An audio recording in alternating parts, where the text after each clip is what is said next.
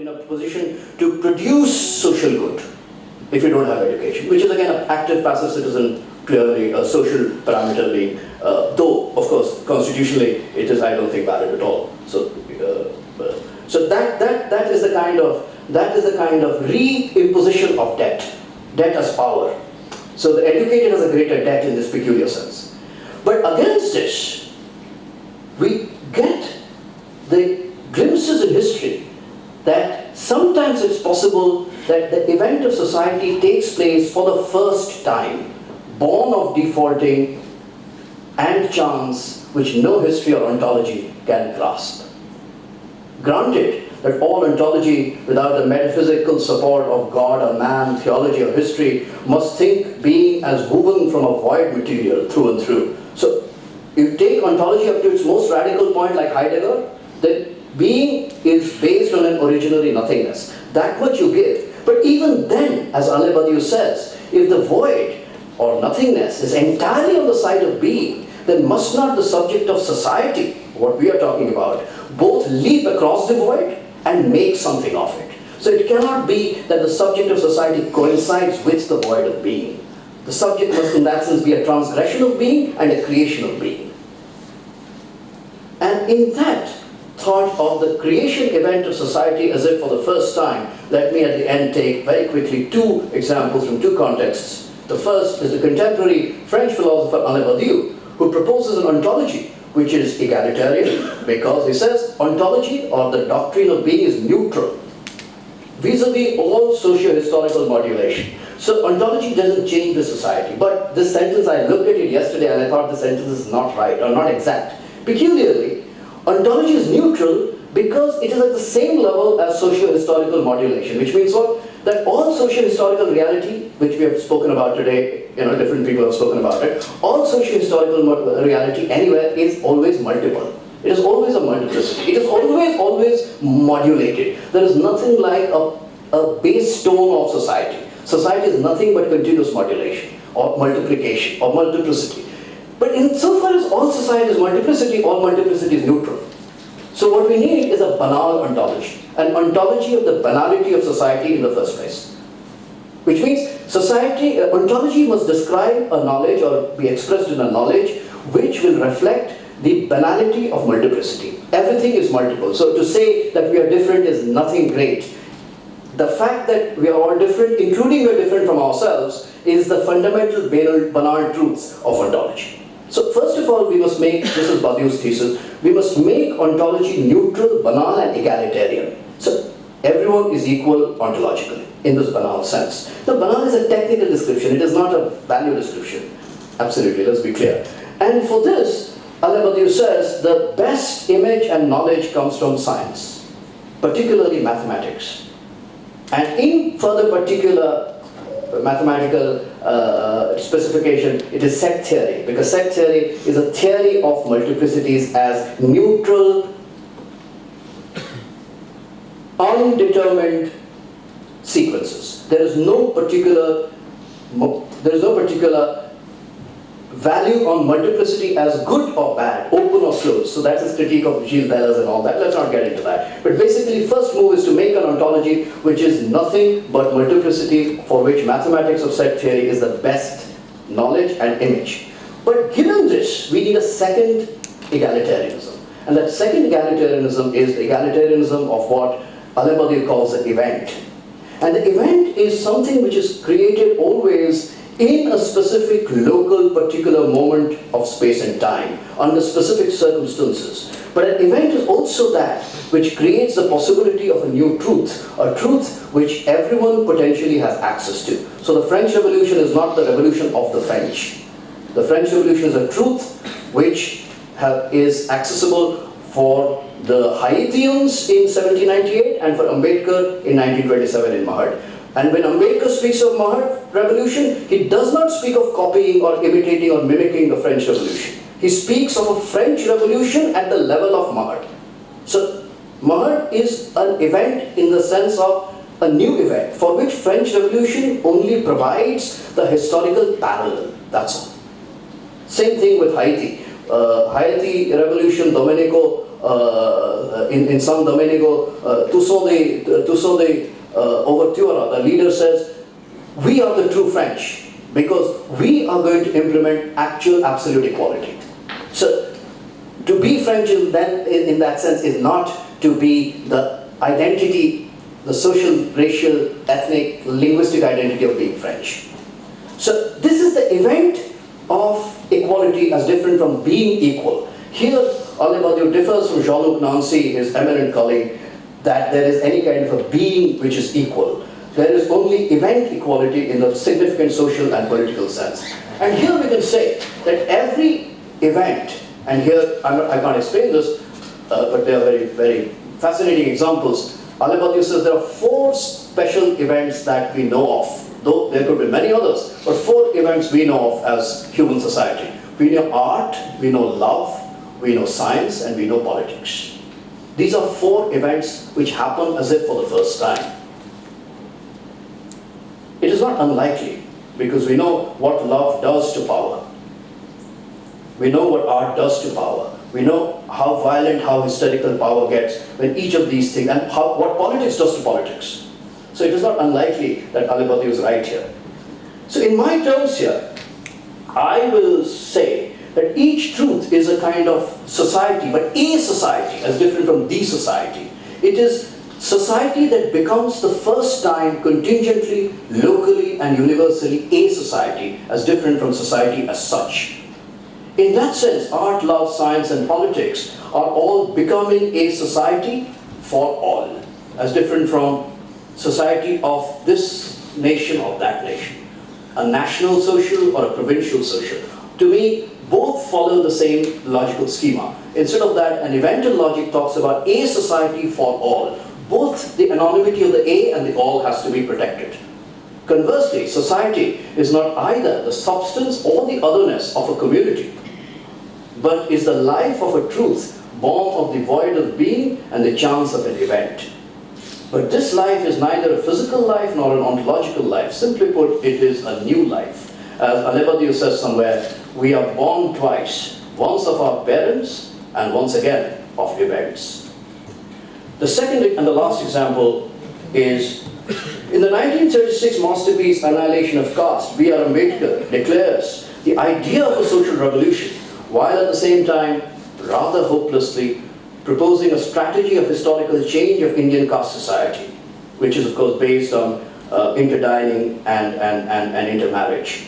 But actually he's not hopeful. The last part of Annihilation of Caste, he says that even this doesn't see as really producing the change. But at the same time, the text, its amplitude has the idea of the social revolution at its core. So he produces such an idea in a hopeless milieu as an idea of a new social subject, the Dalit, or the future Dalit as it were, to be a twice born subject. So Dalit is the Dwich. How? Let's see. The second birth in Ambedkar's own prescription in Annihilation of Caste is the following: that there will be a new life of what he calls the common, animated by a new common emotion, which he takes from John Dewey, of course. But this Deweyan prescription in the Ambedkarite treatment must pass through the enthusiasm and laceration of the event, which must be something like a social revolution that actually creates a new common mode of subjective participation, a new emotion. Now, it is absolutely fascinating that in this passage where Ambedkar speaks of the deadness of similarity as against the life of the common, deadness of similarity enacted in culture, festivals, cyclical festivals, everything that we enthuse about cyclically, habitually, imitatively, not imitation necessarily merely of the Brahmins, but imitation of our own identities, of our own selves, is the deadness of habit, which he opposes to the life of the common, for which there is only one real test, which is the test of what he calls a new common emotion. Now, there is absolutely no objective test for this common emotion. You cannot ask the question, okay, what does this common emotion correspond to in the change of historical society? He will say, the historical society has changed if it has produced a common emotion. So this is the logic. the common emotion as animating society is the sign that society is changing, if not has changed. In that sense, the common emotion is a common anonymous emotion. It is not a named cultural identitarian emotion. And this common emotion, Ambedkar will speak about again and again in different places, particularly in his conversion text, as the real test of what could be called the existential participation of the one who converts. Not simply the conversion from what someone said, dal badal, ek dal se dusre dal mein chala jana. Not that Ambedkar said this. Someone, I don't want to name it, a colleague of mine once said, conversion is nothing but dal badal, ek dal se dusre dal mein nikal jana. If you read Ambedkar, then he doesn't speak of the dal. The dal is only a function of existence. The existential participation for which there is only one test, which is the new common emotion. So the last few lines, please.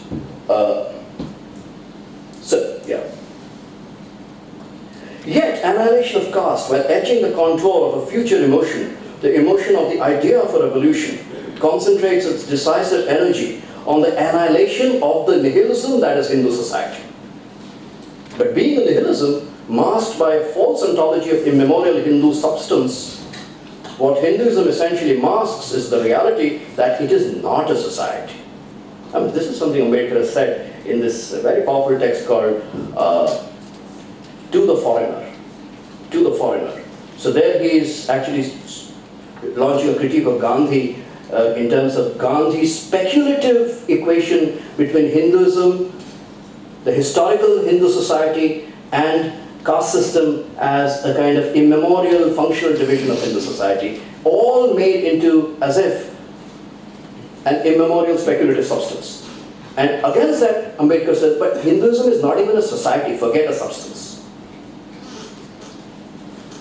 Insofar as this demystification becomes operative, Ambedkar's existential exit from Hinduism is not simply the ground for a future conversion, it is also there and then, and I mean in 1936, the absolute exposure to the question of any true any true thought of society for the first time. So it is as if Ambedkar is now exposed to think society for the first time, or anybody in that conjuncture is exposed to think society for the first time. Think, what will this society be like? What will it become once born of the event of the annihilation of caste? Indeed, what will the highest nihilism produce as an affirmation of a society and its unforeseen common emotion?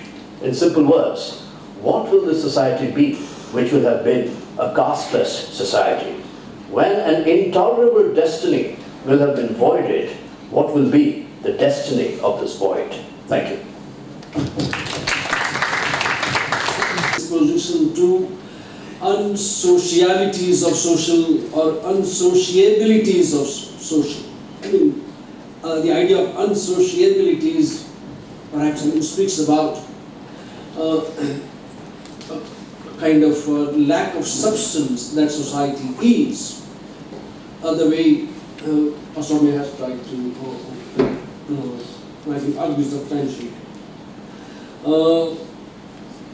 And hence, obviously, I mean, he has offered various moments of this unsociability, constituting both at the realm of the very being of society or non-being of society, no thing called society.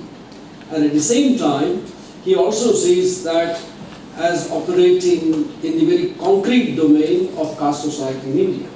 So you have no society, society has no thing, and you also have caste as society.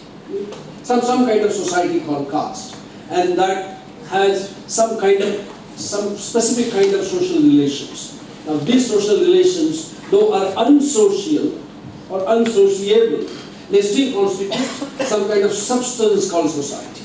So this way, this whole idea about social and unsocial primarily opens up a very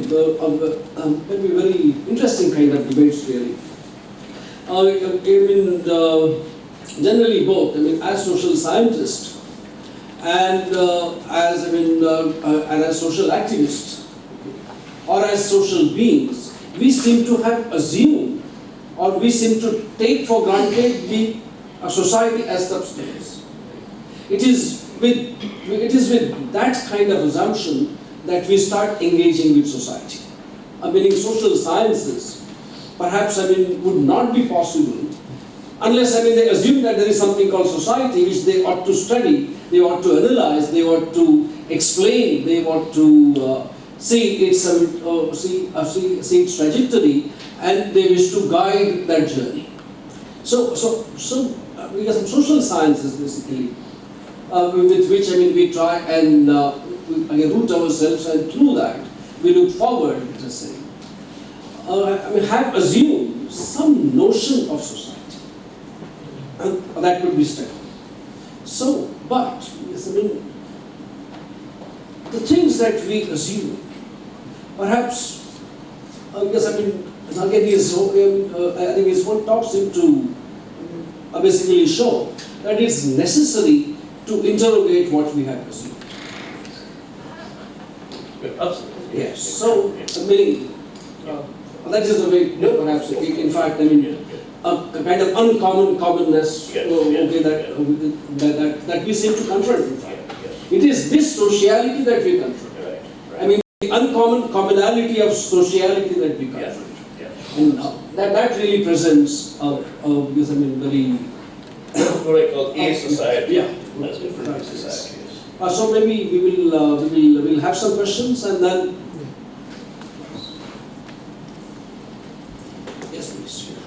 I was wondering, being was conceptualized by Heidegger in his earlier text, like 1927 around, and post-Heideggerian turn viewed that conception of being as metaphysical, and a new way of appropriation and time and temporalization of being came up. So how do you see this making implications to your thesis? Yeah, there are two texts. The Ode to Man text from Antigone by Heidegger is, which is from slightly earlier, after being in time and before his 1950. The second text is The Thing, which Esposito refers to, from 1950. So this entire thesis kind of uses both these moments in Heidegger. So you're right to point out the change of being itself as something which becomes a question of unveiling or unconcealment and in time and appropriation in time. But you see, Heidegger, I think, thinks being both through the existential analysis of the analytic of the different attunements of man as something where man is constantly confronted with this higher debt of being. And man is constantly feels himself incapable of paying the debt of being. What he does in the later period is to make that debt of being itself the topic of his. So in that sense, it in a sense consolidates my thesis. What in the earlier part Heidegger speaks of as man's trembling before the debt of being becomes in the later part the principal investigation of his philosophy, which is the debt of being itself as temporality. And I'm saying that this very powerful philosophy which wants to move out of metaphysics of man or God onto theology, nevertheless has an ontological enforcement of debt. Debt as ontological, which produces requisite anxiety, not just at the level of the individual, but at the level of anything that we call as a social subject, because the social subject is constituted in the wake of that debt. And Esposito uses that to say that, look, community, which we think is a paradigm of organic participation, is actually nothing but the circulation of a primordial being of the debt. So it in a way helps my thesis, but of course symptomatically. I'm not saying Heidegger thinks of defaulting. On the contrary, Heidegger thinks that debt is, this is what produces the nobility and the terror of Heidegger. So that's a philosophical terror, but it can be translated also into an existential terror of debt. Sir, it's great to have you in our campus once again. Thank you. My question is rather a clarification. I want to clarify something. When you mentioned that we do not have the same option that Antigone had in terms of politics, could you please elaborate upon that? Because a lot of scholars, including Badiou himself, consider her to be an ethical heroine, somebody who faced up to the nothingness herself. Yeah, sure. And that for them is something that is very necessary in our times. Right. Could you elaborate on the difference? And also, my second question is, you mentioned Marx as someone who, the first one to talk about alienation. How is it alienation different from the alienation for liberation that you had talked about, as looking upon oneself as a stranger, if I may say so? Yeah, of course, yes. So that the scholars apparently represent the citizen subject in the Athenian context. Not Athenian merely, but also all the Greek mythical cities. Where the chorus is faced with the choice of deciding what to do with this rebellion, which is completely transgressive to the point of incomprehension, because transgression still refers to the limit which is transgressed. Here the transgression has gone over the Greek word that is used as ate. Lacan writes about it, that Antigone is at a limit where she can't stay for too long. I mean, it's like, I have written about this in an essay, about the question of the millennia, more than 1 millennia experience of the untouchable in Indian society, which is like Antigone can't remain on that limit for more than, but she can't just stay there anymore. At any moment she has to be either put to death or she has to be taken out. And in a sense that the limit idea, limit is that intolerable. The subject we call the untouchable is on that limit, as if for that kind of historical time, which is presented as immemorial time. And imagine the ludicrous intensity of the emotion, that it just carries on and on. So in that sense, what we have is not a choice. Antigone's choice is the choice of someone who has nothing else for her to do, which is a passion. Antigone is a kind of passion. And that is a greatness, that is an ethical greatness. Hegel says, Badiou says, everyone says, Hassad says, that she has a passion for doing what she will do. It belongs to herself as someone who is other. Her passion has taken hold of herself. So she is other. So in that sense, she will just go to that limit and burn up there. And so a lot of people say Antigone is psychotic. A lot of people don't admire Antigone, Slavoj Zizek, though he has written so much about Antigone, he doesn't admire her. He says that Antigone is psychotic. Antigone is not the way to go. What we need is a democratic council in Athens, or whatever, in Thebes. We need Antigone and the king both to be taken off the stage. So it is an unconscious, so in that sense, an unconscious stage in this kind of a construction. In the modern context, you have Kierkegaard, where you have a situation where you say that I have a choice, apparently a conscious choice of obeying the law or not disobeying the law, and at the same time I have a passion which will not go away unless I do what I have to do. So it is an ethical moment, but it's an ethical moment in a kind of milieu of choice. In the Greek case, there is no choice; there is only the passion. And in the modern case, there is a choice and there is a passion. Both are there. So that increases the difficulty. So Kierkegaard very wonderfully says that the modern Antigone would be someone who would be tragic in the sense of being unhappy. Meaning that she would know that she is going to go through this conflict to a bad end. The Greek Antigone will have a tragic end, but with no particular sense of personal unhappiness or personal suffering, because she will not be reflecting on herself. Yeah. She will not be thinking of herself as what she is doing and who she is. While in the Greek, in the modern case, we will be thinking of ourselves, and yet we will not be able to do anything but what we are doing. So in that sense, we will have a reflective condition. So this is, I think, a very interesting sort of a twist to the whole question of society as alienation and politics as what we think of as conscious intervention. What is the limits to that consciousness, and how is conscious, and this is what Sundar was talking about, how is consciousness through and through already affected by something like immanence? And yet, it is a reflective consciousness, it is an inwardness. Okay. So, those are the knots that we have to keep in mind here. But I think your question is very, very, very important. And the second thing is about the general question of alienation and defaulting. So yes, of course, I am talking about Marx, I am talking about Ambedkar, I am talking about such people who have spoken in different ways about the absolute historical necessity of revolution as a certain kind of, not revolution only in terms of how to bring about the revolution, that can differ very from person to person, situation to situation. But on the thinkability of society only in terms of a revolution, such that society can be thought for the first time.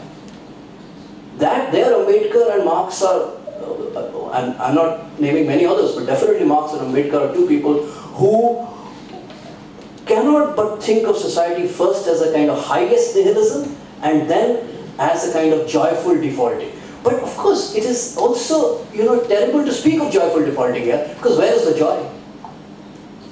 That's why, if you read Annihilation of Caste, you see the revolution, and all revolution means a certain joy of liberation, and the real hopelessness about the historical limits to any possibility of change. And between the two, the way forward.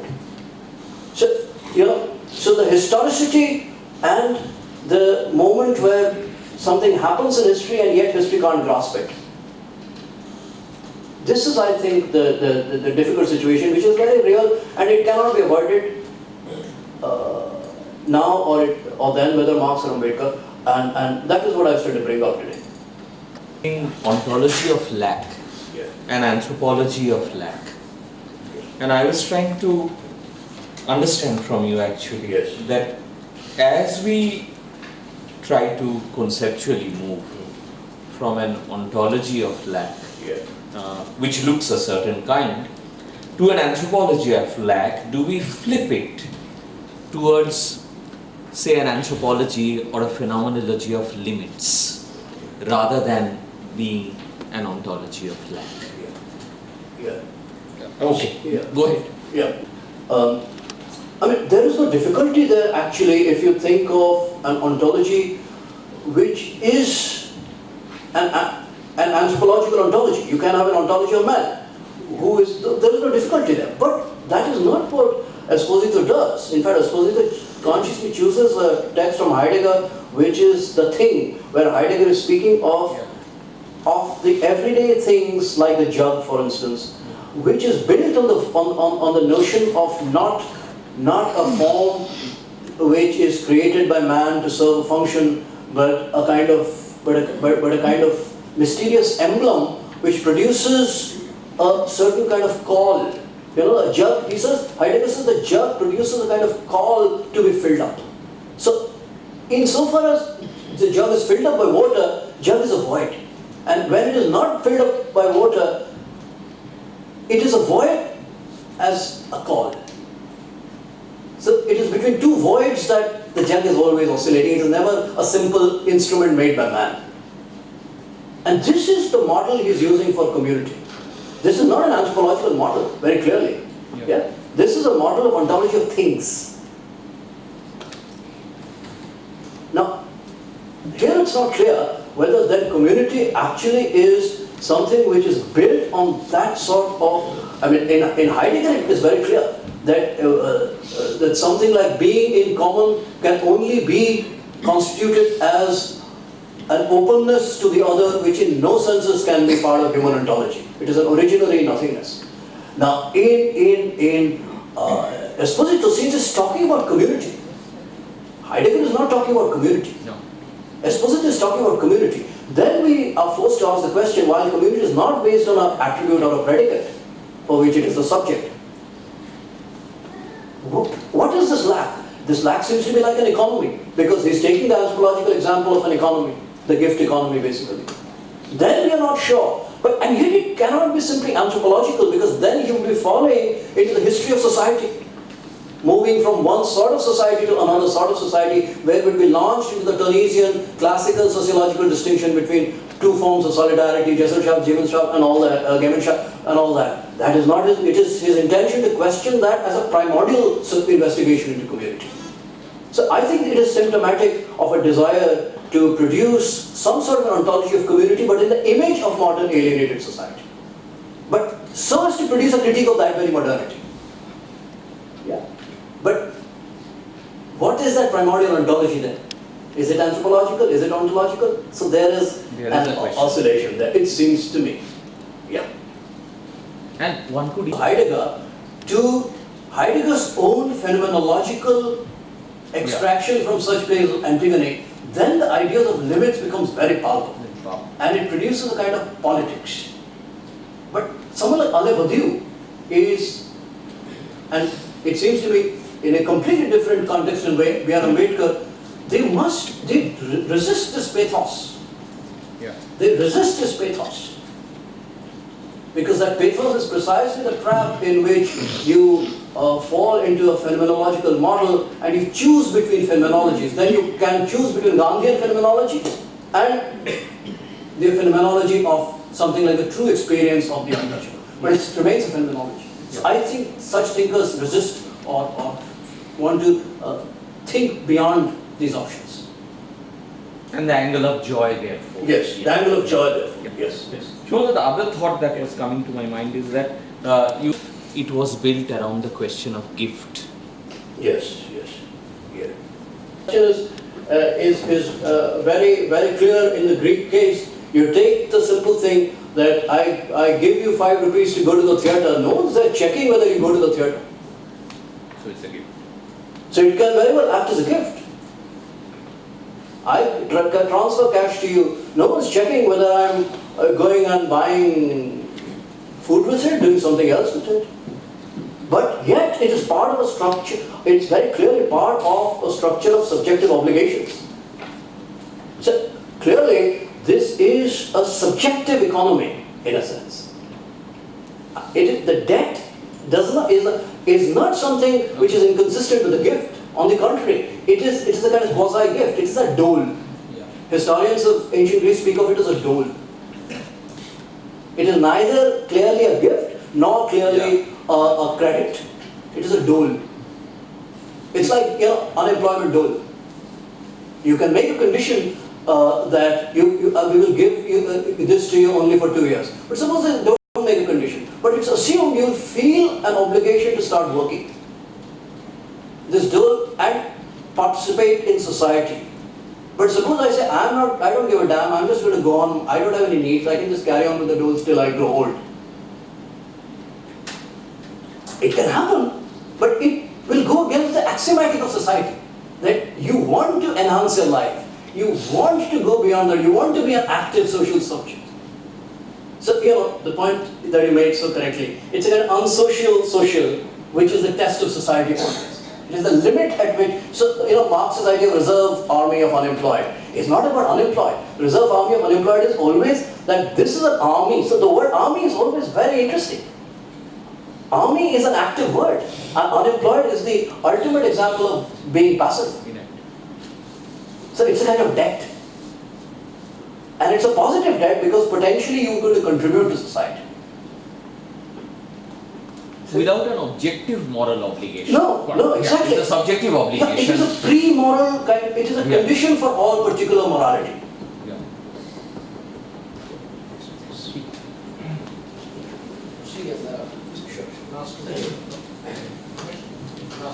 Last two. 1, 2 and 3. Last three points, and you could answer at once. So I have a very simple clarification and a very limited knowledge of philosophy. I'm asking this. You spoke about events and how events, change human beings. They are born again after they go through an event. Yes. Now my question is, are you saying that once I pass through an event, I will come out as a different human being? The happening of an event is neutral to the location. So an event, if it happens in France, called French Revolution, and a social revolution, if it happens in India, and it makes the untouchable a different human being, are these two human beings going to come out as similar human beings? Because if they do, then then I don't. I understand. It's a very important question. But let me take the other questions. Help me wonder Please, more. please, yes. So my question is death of a body nothingness or otherness? And can this death of a body as an event create a society? That's of the body. Okay. It's very wet and connecting his point, Yeah. but my confusion is Yes. for any new event there will be an old event. Yes. For a new participation there will be an old participation, and for new common emotion we have to have an old emotion. So in practice, especially when we talk about social revolution, Yes. especially it's like for me it is very problematic. And as far as when we consider social theory Yes. or the task of theorizing, Yes. it's like how can we move ahead, especially in this understanding of Yes. being. So first, I mean, you're right. The first, those two questions are nearly the same. So let me just try and answer that. See, you're right. There are two problems here. One is the problem of making a concept of event into something which is not obscurely mystical or ineffable. That is a concept. Concept would be minimally defined as being transmissible, transmitted. However you can transmit it, but it should be transmitted. That's one problem. And the second is the procedure of the concept. I mean, how could there be a concept which is of the unique event? That's what you're asking.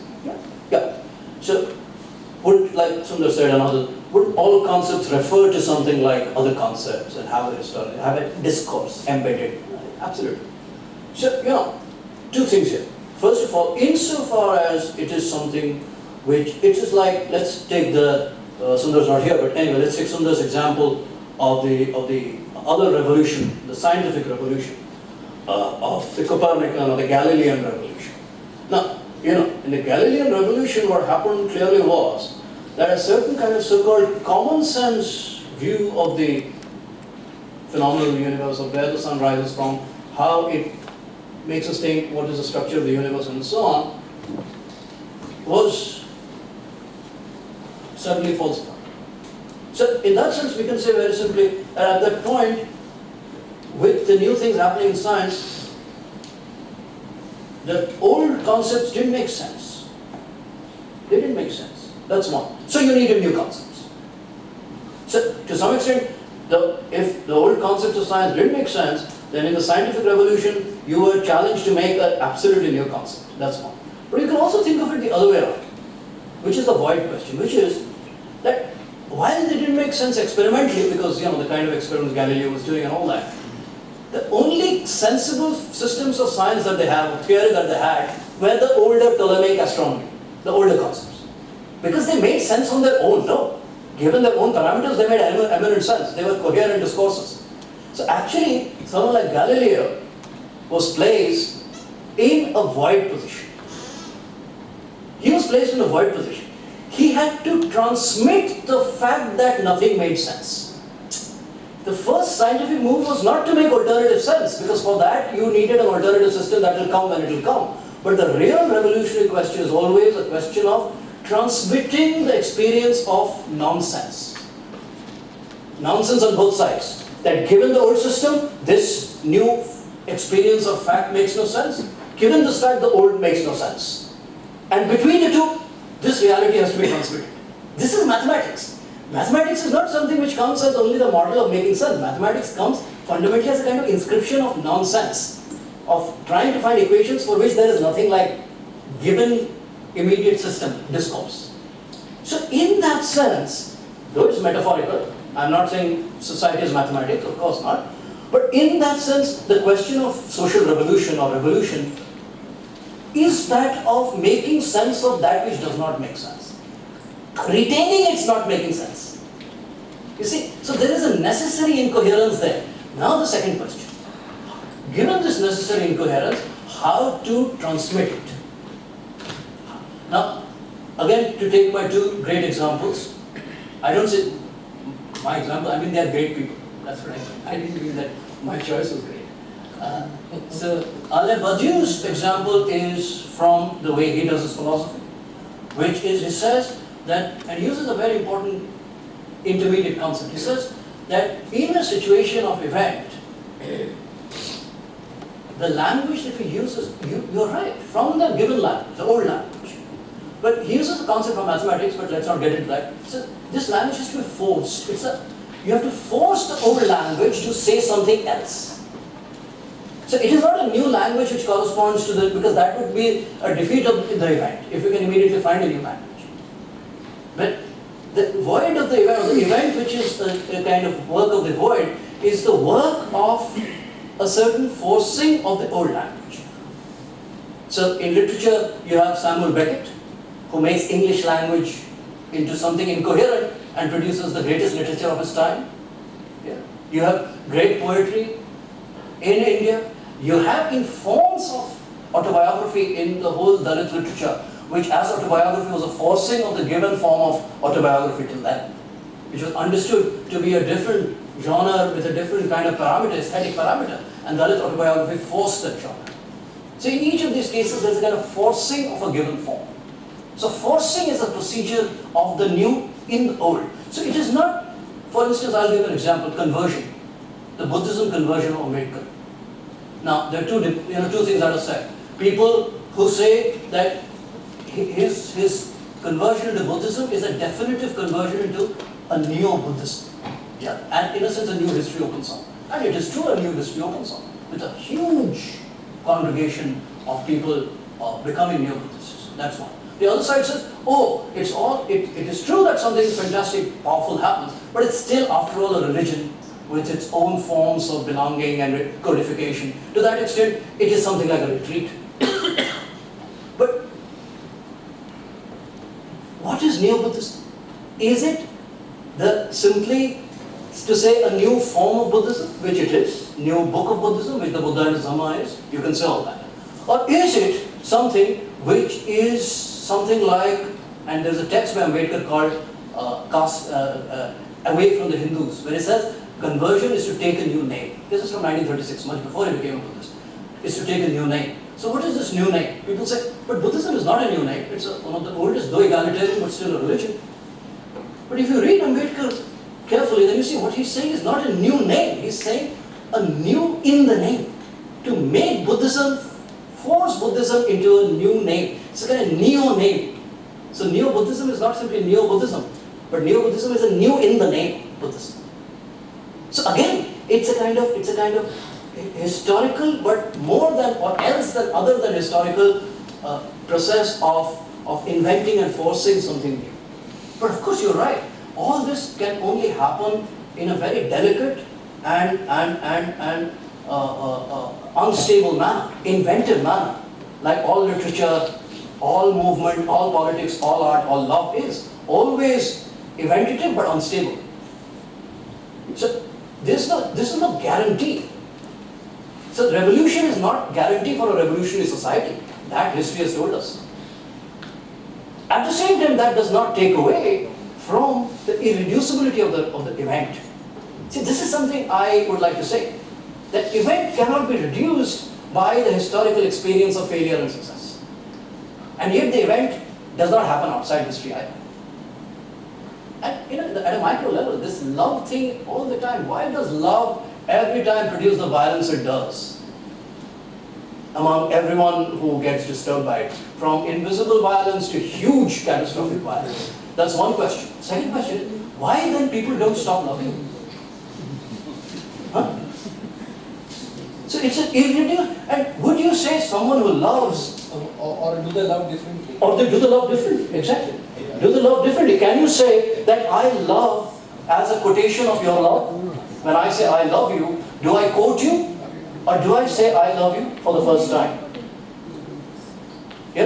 So Love is always a quotation of love. Love is the most banal, everyday word. And yet, it is also the most noble, sacred word. It is, in that sense, you don't require a theorist to use it. So it is, these are all examples of the new. So, so just the last thing about death, and I don't understand this very well, I'd like to know more from you, we don't seem to have the time for that, but it seems to me that something like death and debt are very close to each other. Very close to Charles Malamud has worked on this thing on the Brahmanas, on the Yama, the god Yama, who extracts the debt from you, who comes as a kind of tax collector, debt collector, of your soul. And in that sense, you're right, it's a condition for the new that your debts are all paid. But the thing is, the philosopher Arindam Chakravarti told me a fantastic story once, that he told me that, he told me a story of Wittgenstein, that someone spoke to Wittgenstein about, in reincarnation, being born again. He said, look, I don't see any reason to believe that there is reincarnation apart from one, which is you would only be reincarnated to pay back your old debts in the last life. That could be the only reason for reincarnation, that there are debts always left to be paid. Like Socrates' last thing, pay my debt. So beyond that, there is no other reason for reincarnation. So in that sense, debt seems to defy death also. And that's why I think death must not be the clue or the lead towards the new. A lot of metaphors from economic literature, economics. Joseph Schumpeter, I think, speaks about used to speak about creative destruction. The entrepreneur is someone who is a creator, and so new will come out of the destruction of the old. And there's a romanticism, a very nihilistic romanticism about it. I'm not speaking of that at all. At all. I'm speaking of something which is an interruption. Defaulting is always an interruption. Defaulting is not paying back, or not simply not being able to pay back either. So death would be not being able to pay back. We know what happens after that. Defaulting is an interruption. So let me just end with this, the French Revolution thing, which connects to your question, which is very important. That is it the same subject where you default in the French case and you default in the Indian and some other case. But you see, the whole point of defaulting is that defaulting, first of all, produces an interruption in the local identity. Forget the overall comparative identity between Indian and French and all that and Haitian. What it does is it produces a primary interruption of an identity which is French, an identity which is Indian, an identity which is Hindu, an identity which is Haitian. That is what is a debt? Is debt your society in which you are meant to be a good Indian, a good Brahman, a good caste subject, a good patriarch, and so on and so forth. You keep paying your debts and it's never over. But the more you pay, the more powerful you feel, the more benevolent you feel. Death is a kind of good feeling. But at the same time, if it goes beyond a point and you're not able to manage this debt, it can become oppressive. So that is always a kind of management question. But defaulting is to, the example will clarify. You know what the French Revolutionary, in the French Revolution, the principle of defaulting was? It was a juristic principle, strangely. There was a juristic principle in medieval Europe where you could default on your own inheritance. So it is not defaulting because I can't pay. It is to willfully default on my own inheritance. I will say that I am not born of my parents, insofar my parents are an occasion of a debt. I am not born of Christian parents. Parents here means Christian parents, of a certain identity. So in that sense, I can forsake my inheritance. But if I forsake my inheritance, then I forsake the very system of debt, power that whole nexus. So I produce, again, a certain kind of difficulty that in doing this, am I Christian? What am I doing in France? Can I be a Christian? How to manage this situation, and so on and so forth. So it is, again, it is a question of this defaulting as a moment of inconsistency, creative inconsistency that I'm speaking about. Death, strangely, in Hegel's philosophy, it comes out in the most vivid and powerful way. It strangely puts that creative inconsistency back into a perpetual consistency. So again, after death, with all the creativity that's supposed to come with death, again you fall back into a history of mortal pathos. Hegel says death produces work. So basically, you have to keep working. And you know you're going to die, but till you die, you keep working. So what if the condition is good that you can pay off your debt through your death? See, you're right. You can pay off your debt through your death, but this is a blackmail. This is a blackmail. It is the same thing as let me take two examples. One is the Ashwatthama.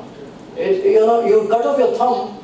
Sorry, what am I saying? Eklavya, yeah, Eklavya. You cut off your thumb, and when you cut off your thumb, you don't remain the great archer that you are, but you have paid off your debt.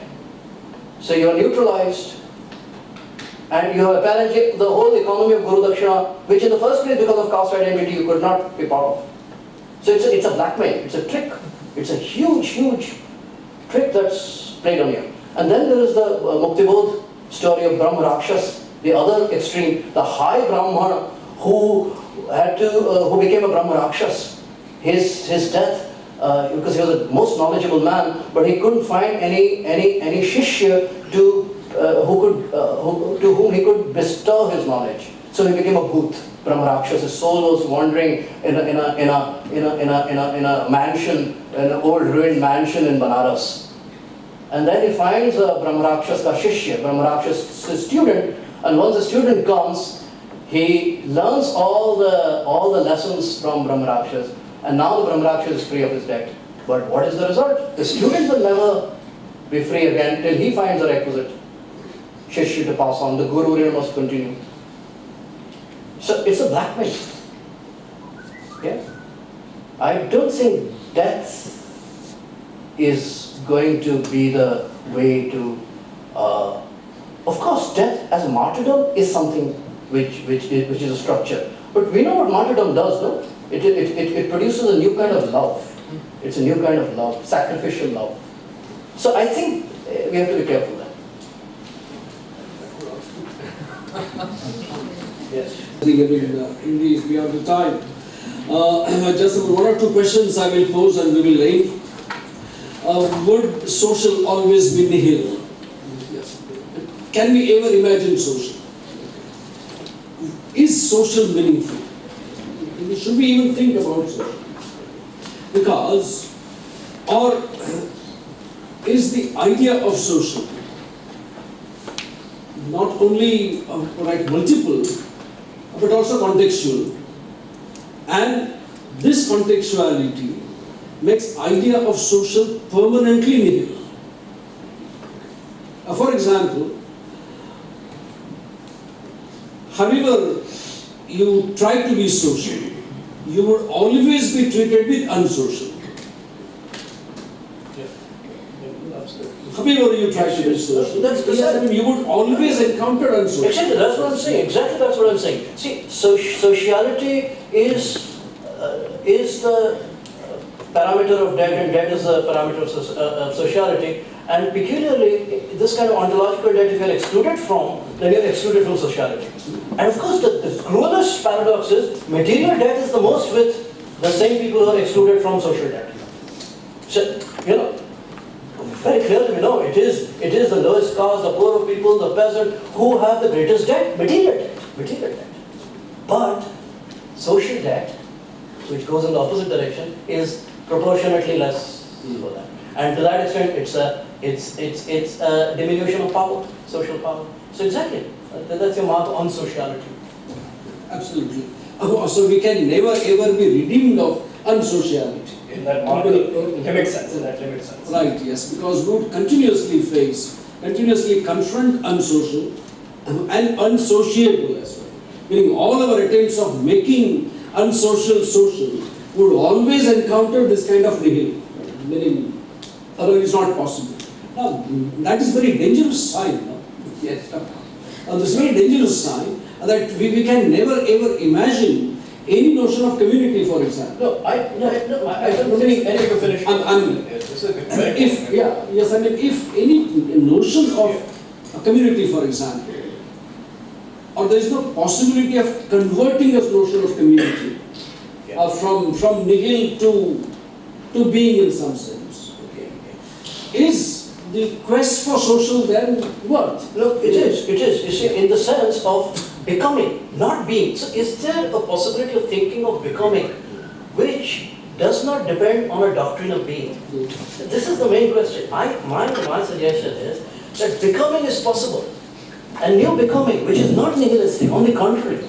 Becomings are many, new, full of possibilities. And this is not just a slogan. It is not just a wild prophecy. It is something that we witness to every day in the struggles, in the inventions, in the new collective experiment. But to make this becoming dependent on an ontology of society is dangerous. But of course, what you lose there is some sense of ground of social philosophy or social theory. That is there. So this unsocial thing that you're saying shouldn't be thought of as the opposite of society. It must be thought of something constituting society. Which is unnow, but Unnow. It can become society, but not, that's what I mean by a society, not the societies. So of course community, of course society, but not in the strict sense, and there I go with the suppositor, not in the strict sense of a separation with community, society, communitarian versus strategic versus individualistic, but something which is based on, and here I go by Ambedkar's prescription, let's see where that new emotion animates us. And let's start from there. And again, this new emotion will of course be part of emotions. It will be a part of given emotion. But the new emotion will also produce a new becoming. And hence I think, I have not spoken about this today, I think the possible way forward in terms of a new social theory, no, not new social theory, but thinking about new social becomings has to be vis-a-vis new experiences of the body, of bodies. I think there a new possibility of thinking lies. And there are examples of this. Love is one example of bodies. Love is nothing but, and that I think is the greatest danger and threat to society. That the abstract body of society is threatened always by the real bodies in new becomings. And that can be extended to other inventions. So that I think is my yes. Okay. Thank you very much, Partha, and Asomya as well, and all of you. Thank you very much. Thank you so much, all of you. Thank you, Soumya, for such an excellent talk, Ramesh, for conducting it so well. A couple of announcements before you leave. For those who are outside participants, as I mentioned, who are from outside Bombay, their dinner is at the guest house. Please take it there. And tomorrow we are starting at 9:30 sharp. According to the schedule, Professor Robina Thapar is starting in the morning. As you know, she is very finicky about time, so please be seated by 9:30. So do come in by 9 o'clock. I'll see if I can, for those who haven't got folders, I'll try to get some. But if I can't get some tomorrow, you'll have to hold on until day after tomorrow to get the folders. And thanks a lot. It has been a wonderful time which we have had today. Thank you for the patience. I only request you that because we are taking this from our institute side, we are taking this workshop very seriously, or any workshop that is held under the banner of Center for Social Theory, we take it very seriously. So to maintain the integrity of the workshop, please hang on, participate once you are in, So please don't go out in the middle of the session, complete the session and then take a break and things like that. Okay, then good night, have a nice dinner, we'll see you tomorrow. Thank you.